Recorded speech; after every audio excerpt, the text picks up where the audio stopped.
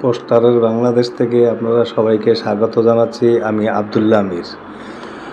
আজকে কথা বলবো পোস্টার নিয়ে। আমি শুরুতেই বলছি যে পোস্টারের বাংলাদেশ বলার কারণ হলো আমাদের দেশে আনাচে কানাচে অফিস, আদালত, মসজিদ, মন্দির, গির্জা, গেট কোনো কিছুই বাদ থাকে না পোস্টার লাগানো ছাড়া।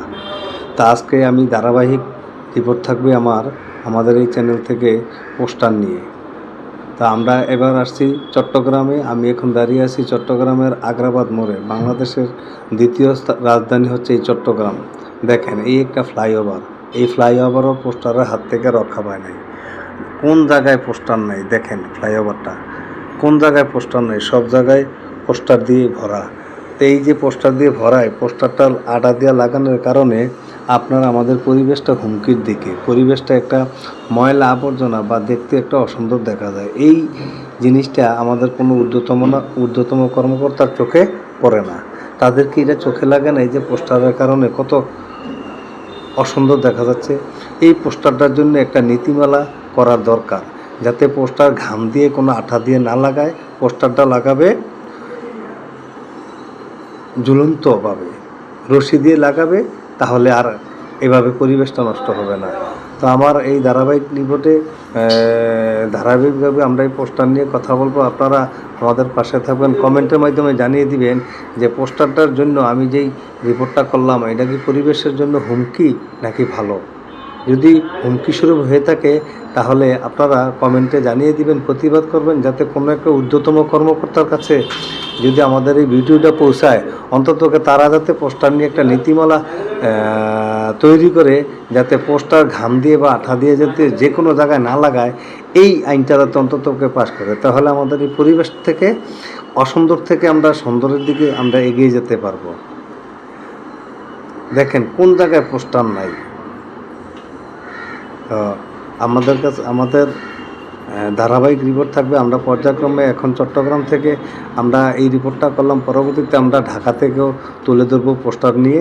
তা আপনারা আশা করি আমাদের পাশে থাকবেন।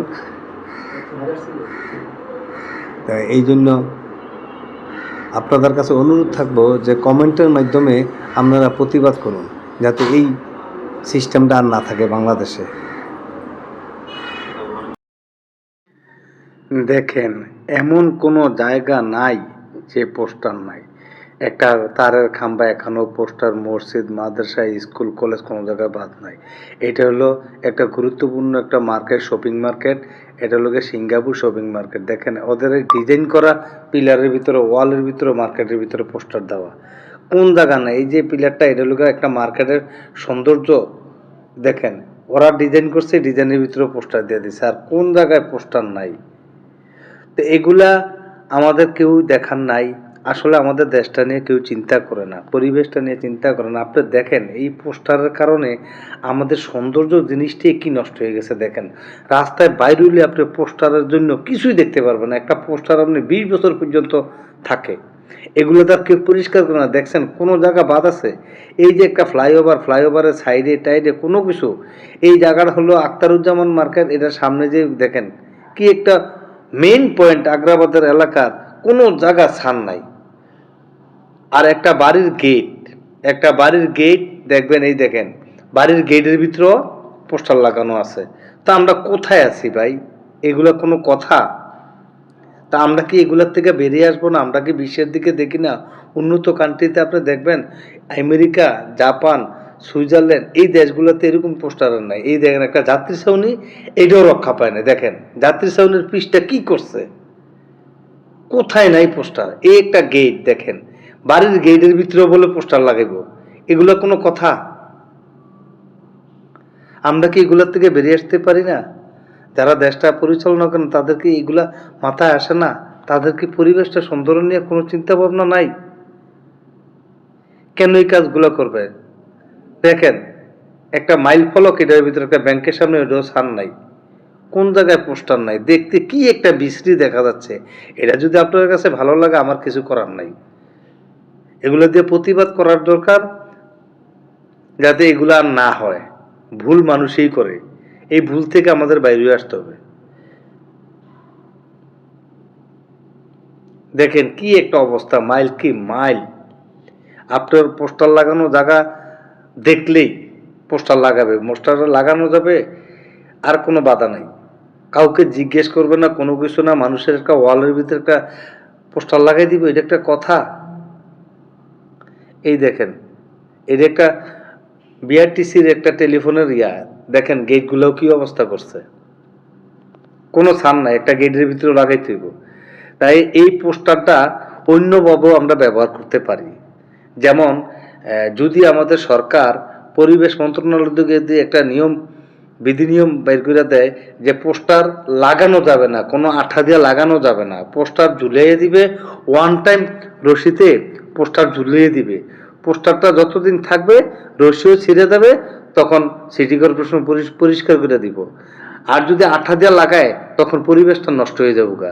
এই জন্য আমাদের এ থেকে বেরিয়ে আসতে হবে, পোস্টারটা লাগানোর একটা নিয়ম নীতি দিতে হবে, যাতে পোস্টার কোনো আঠা দিয়া কোনো জায়গা লাগাইতে না পারে। যদি আঠা দিয়া লাগানোটা নিষেধ করে দেয় তাহলে আর কোনো ওয়াল আর পোস্টার লাগানো থাকবে না, তাহলে আমাদের পরিবেশটা আছে না আর নষ্ট হবে না।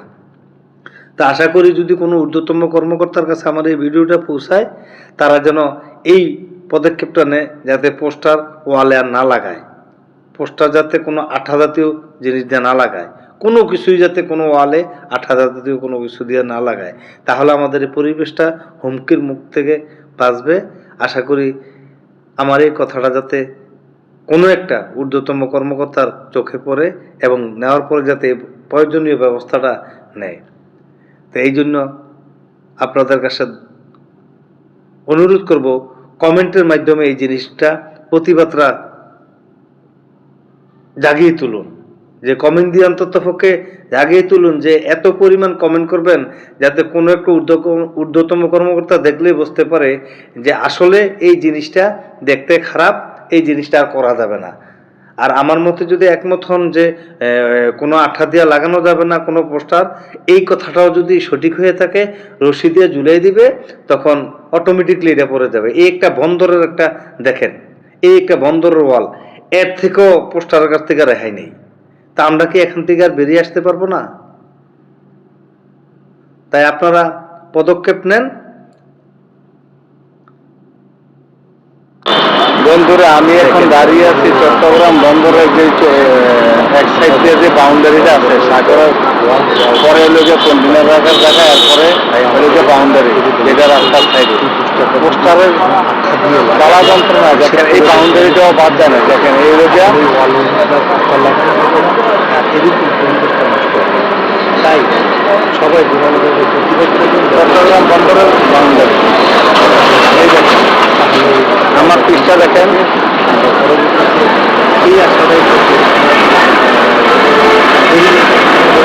এই ওয়ালটা মনে হচ্ছে যে চট্টগ্রাম বন্দরের জাহাজের কন্টেনার রাখার ওয়াল,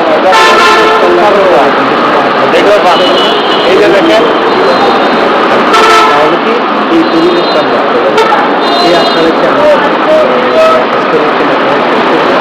এই যে তারের দ্বারা এই ওয়ালটা বাদ দেয় না, দেখেন এর থেকে আমরা অবশ্যই ভালো মুক্তি চাই।